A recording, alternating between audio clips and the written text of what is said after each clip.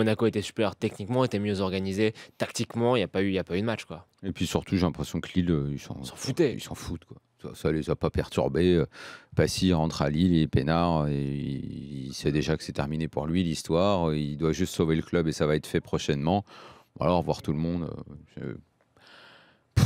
Je sais pas, moi, c'est comme s'il a dit, de toute façon, qu'ils sont à se défoncer, il faudrait un miracle pour qu'on passe contre Monaco, puis derrière le PSG, tiens, après une histoire de résignation, oh là là là là là là, si on pouvait rentrer à Lille, se reposer un petit peu peinard, là, oh là là, qu'est-ce qui nous emmerde avec leur Coupe de France. C'est un petit peu ça l'idée que j'ai eue en regardant ça, quoi. Voilà. Enfin, en regardant à moitié, parce qu'il y a le débat présidentiel quand même, quoi, tu vois. De rien, on y a tous jeté.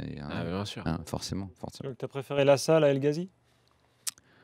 Ah non, El Ghazi est beaucoup plus technique quand même. Je préfère, El Ghazi est bien plus intéressant.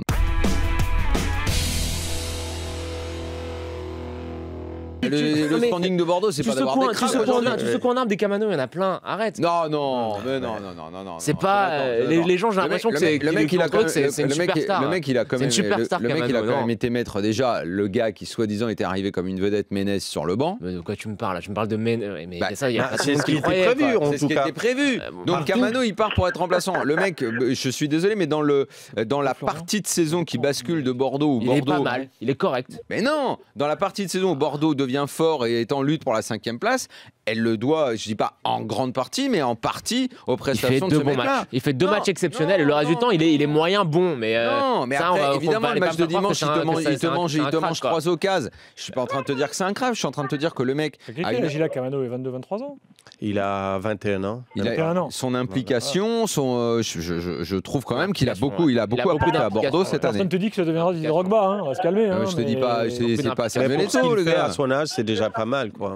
Non, c'est pas mal. Dans ses courses, dans ses appels, moi je vois un joueur limité dans sa compréhension du football et des phases offensives après. Mais sur Bordeaux, en tout cas, c'est l'un des joueurs majeurs maintenant et personne ne peut y changer quelque chose. Et le trio d'attaque fonctionne pas mal du tout, avec Laborde et Malcolm, je trouve que c'est pas mal du tout. Florian,